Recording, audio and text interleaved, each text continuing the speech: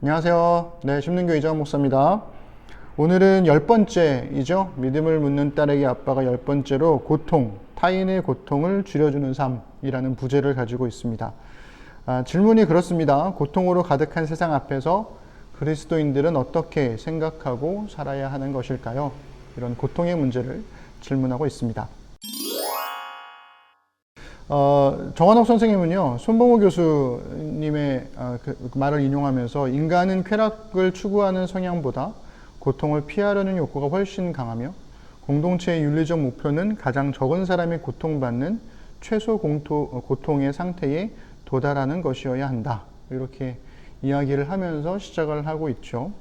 고통의 문제가 저도 20대, 30대를 통틀어서 천작해왔던 주제였고 아마 저뿐만 아니라 많은 분들이 고통의 문제에 대해서 고민해 오셨을 겁니다. 저 개인적으로는 저한테 고통의 문제를 가장 오래 고민했던 건 필립 얀시의 책들로 대부분 고민을 했었는데요. 필립 얀시와 C.S. 루이스, 이 두 사람이 제일 저에게는 영향을 많이 준 것 같아요. 특별히 이 책에서는 이제 수전 손택이라고 하는 분을 소개를 하고 있습니다. 저도 2015년인가요? 그때 이 수전 손택이라는 작가에 대해서 처음 알게 되고 타인의 고통이라는 책을 보게 되었는데요. 그 타인의 고통이라는 책에서 제가 책을 다 읽고 나서 매번 이렇게 짧게 글을 쓴다고 그랬잖아요. 제가 쓴 것은 이렇습니다. 고통과 슬픔, 그것을 나누는 방법은 있을까? 타인의 고통을 오롯이 공감할 수 있을까? 인카네이션, 이거 성육신이고요. 인간에 대해 하나님이 느끼셨을 타인의 고통은 완벽히 체열되었는가? 물음표 이렇게 써놨죠. 아마 고민스러웠던 시절에 쓴 게 아닐까라는 생각이 듭니다. 네, 그래서 이 수전 손택이라는 분의 책을 읽어보시면 되게 또 많은 걸 배우실 수 있을 거예요. 그래서 이분은 사진으로 찰칵찰칵 찍히는 그 미디어에서 기자들이 어떤 고통의 현장을 해가지고 사진으로 찍어서 그것을 사람들한테 보여주었을 때 뉴스를 전하는 것으로서의 의미는 있겠으나 그러나 그것을 봤을 때 그 고통을 오롯이 공감하는 게 아니라 그저 소비하는 것으로 끝난다. 그래서 그냥 안타깝다 하고서 넘어가는 것으로 끝난다. 그래서 타인의 고통을 소비하는 관음증 환자로 만들고 있다. 이렇게 이야기를 하면서 우리 시대를 좀 다시 새롭게 보려고 비판하고 있습니다. C.S. 루이스 같은 경우에는 고통의 문제라는 책에서 고통이란 귀먹은 세상을 불러 깨우는 하나님의 메가폰이다. 이 표현이 정환 선생님이 말씀하신 것처럼 굉장히 많은 교회에서 목회자들이 사용해 왔던 거고 또 저도 일면 그런 부분이 없지 않아 있기 때문에 그렇게 생각을 하고 있는데요. 문제는 이 C.S. 루이스가 고통의 문제 이후에 그의 인생 말년에 사랑하는 아내가 죽게 되거든요. 그러면서 굉장히 큰 심적인 어려움을 겪게 됩니다.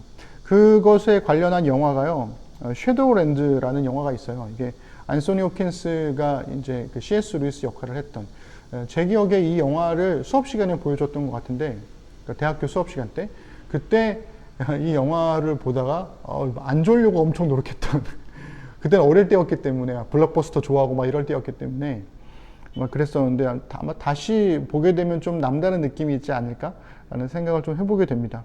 이 영화는 그 안소니 호킨스가 어떻게 무신론자에서 하나님을 믿게 되었는지, 그리고 하나님 믿은 이후에 이 아내와의 관계, 어떻게 결혼하고 헤어지고 아내가 죽고 그 이후에 어떤 고민들을 하고 해왔던 이 고통의 문제를 다루고 있는 아주 탁월한 영화입니다. 많은 사람들이 되게 수작이라고 일컫는 영화이기도 하고요.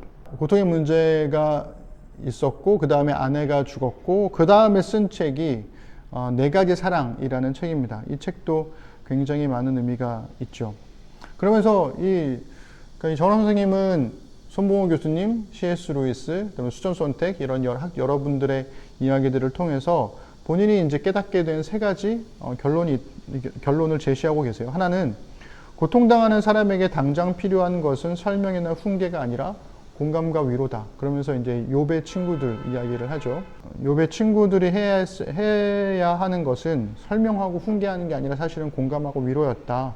이런 이야기를 하고 계시고요. 두 번째 깨달은 것은 내 고통은 타인의 고통에 대한 무지와 무감각을 깨우는 가장 효과적인 각성제다.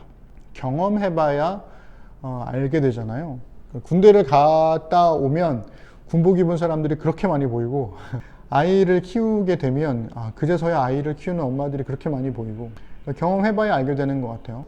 욥은 극심한 고통이라는 자신의 경험을 성찰하면서 자신이 부당한 고통을 당한 유일한 사람이 아니며 세상에서 힘없고 가난한 자들이 지금까지 항상 있었던 그 자리에 자신이 지금 막 끼어들어 한 자리를 차지했을 뿐임을 깨닫게 돼. 제가 아마도 이 C.S. 루이스의 책을 읽고 난 다음에 그때 제가 했던 질문이 나는 왜 아닌가? 라는 질문이었어요.